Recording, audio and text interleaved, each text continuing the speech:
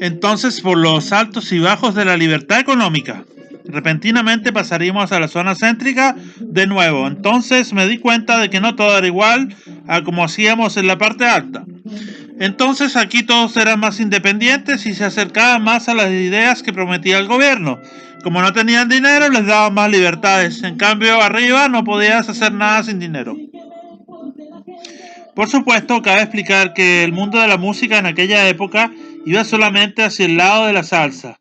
Salsa por todos lados. Y los cantantes pop como Madonna, Michael Jackson y esos cantaban en inglés eran pop. Entonces Miguel Bosé y por supuesto estaba Oscar de León, el rey de la salsa, que era el rey de Venezuela. E incluso en los 80 apareció el primer grupo que cantaba en español, porque todos, salvo Miguel Bosé, cantaban en idioma inglés. Y León también, la salsa, como es de Venezuela, estaba en español. El rock en inglés. Y porque se fue, la primera banda que cantó en español era la Seguridad Nacional, los que eran escuchados por la gran raza negra de la cual estaba compuesta en su mayoría la población venezolana.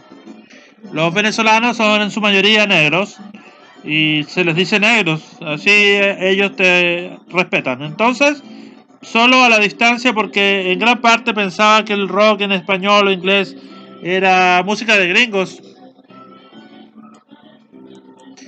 Mientras estábamos en la zona alta, gastábamos dinero a montones, hasta el punto en que yo tenía cualquier cosa que pedía. Hasta que por esas vaivenes de la vida pasamos de nuevo y se repite esto. Volvimos a la zona céntrica. Un entorno económico de la crisis de esto que cabe repetir.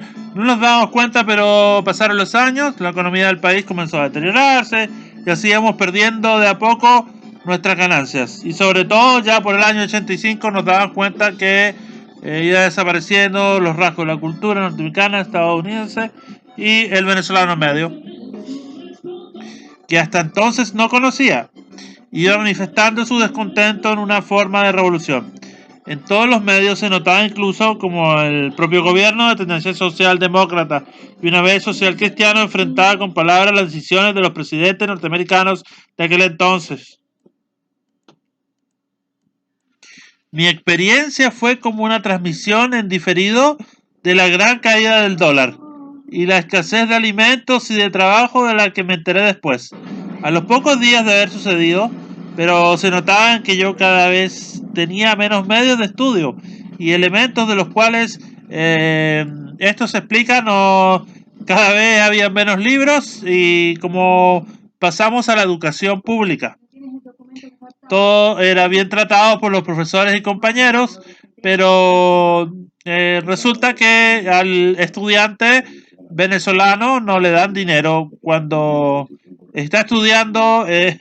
No entendemos por qué no dan los libros en la universidad ni en los liceos, porque resultaba que, explico todo esto, que no tenía libros, tenía un uniforme con que ir al liceo o al colegio, pero después de la básica ya no había libros porque no había plata para comprártelos, nadie te compraba los libros, así que hicimos todo hasta el sin libros.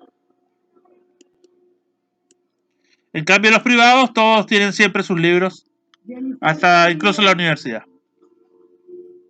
Dice acá, cabe destacar que durante los primeros años de vida en Caracas veía en la televisión en blanco y negro de entonces un programa llamado La Música que Sacudió al Mundo. Está medio raro, a lo mejor no se entiende porque está en venezolano. El programa de televisión era conducido por Alfredo Escalante, que era un hito dentro del rock, porque era el único programa de rock en Venezuela que duró más de 20 años, sabiendo que la minoría rockera lo escuchaba. Todos los demás veían programas de salsa. En él se veían videos de Queen, de los Rolling Stones y otros sobre los que no tenía discriminación, como los de Nina Hagen y los Ziggy Ziggy Sputnik, de los que siempre he hablado. Eran los primeros indicios de punk rock que conocía. Por televisión nadie hablaba de esos movimientos, Solo había gente rockera con el pelo parado o pelo largo que no salía en esa época, no enseñaban no te ingresaban en el movimiento, sino que eh, no se sabía por qué lo que pensaban ellos. A pesar de ello, fueron mis hermanos los primeros en acercarse a la cultura rock. Mis hermanos comenzaron a comprar discos de rock. Lo más famoso en punk eran los Ramones, pero yo no los entendía, porque además no entendía por qué ellos andaban con el pelo largo cuando el punk es con el pelo parado. Pero yo veía ocasionalmente sus videos y no los conocía. Yo pensé que eran metaleros, heavy metal. Además les daba preferencia a algunas. Me gustaban más los Sex Pistols, pero no sabía cómo se llamaban. Ya en esa época estaba en silla podrida. Todos lo conocen. Luego un pequeño embargo, a mi papá le quitaron sus cosas de mala leche y nos tuvimos que cambiar a Urdaneta con Fuerzas Armadas, donde estuve hasta el final de mis días en Caracas. Después me escapé de Venezuela y no he vuelto más.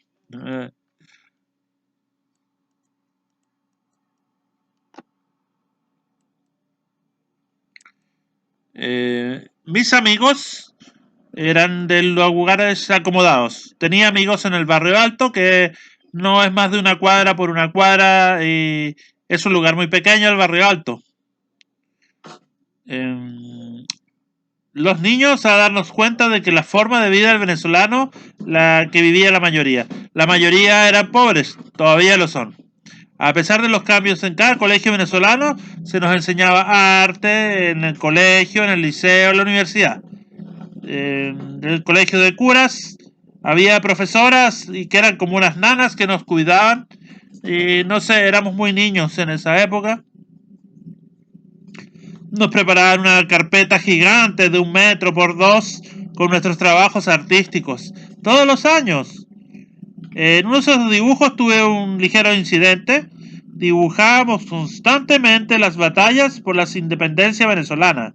Dibujábamos un combate naval donde había que poner la bandera venezolana y yo en una puse en vez de la española puse una chilena para celebrar. Entonces, un día habla de ese mismo dibujo, eran 2 barcos.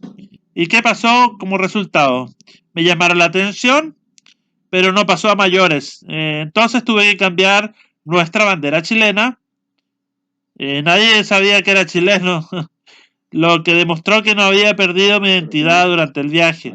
Pero dio tema de qué hablar con las profesoras y llamaron a mi mamá para demostrarle ese cuadro. Entonces, había 50 manualidades en la carpeta, de 60 por 80 más exactamente, y no había nada sobre Chile en ellas. Y tuve ese momento de... Ahí empecé a despertar porque ya me di cuenta que yo soy chileno. Y entonces todo lo que dibujábamos llevaba la bandera de Venezuela.